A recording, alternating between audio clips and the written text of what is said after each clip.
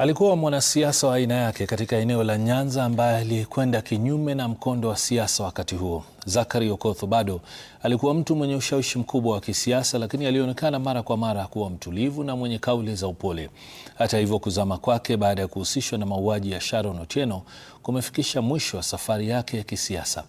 Melita Oletengez anaarifu zaidi kuhusu panda shuka za Obado. Ni machweo ya maisha ya kisiasa yaliyoshamiri mbwembwe na hadi kubwa kwa Obado. Uso uliotekwa na ukimya ukijidhihirisha alipokuwa akikabiliana na hatma isiyoepukika. Gavana wa zamani wa Migori Okoth Obado hatimaye alipelekwa rumande kwa siku 21 akisubiri hukumu yake. Kabla ya mauaji ya Sharon Otieno, Obado alikuwa mmoja wa wanasiasa wenye ushawishi mkubwa eneo la Nyanza. Wakati huo alikuwa akihudumu kwa muhula wake wa pili kama gavana wa kaunti ya Migori.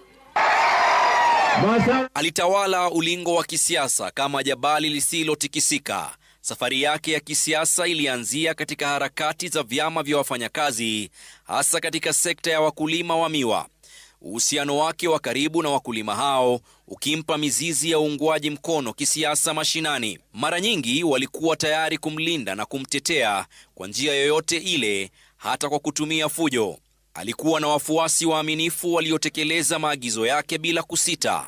Licha ya taswira yake ya mwanasiasa mwenye msimamo mkali, Obado alionekana kuwa mtu mpole na mtulivu.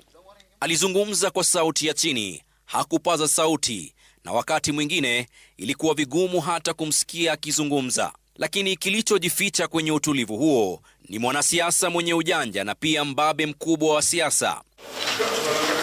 Upole wake uliwapotosha wengi wa wapinzani wake, na waliomdharau waliishia kuhangaika wenyewe. Kisha ilipofika tarehe 4 Septemba mwaka 2018, Sharon Otieno alipatikana ameuawa na mwili wake kutupwa katika msitu wa Kodera, kaunti ya Homa Bay.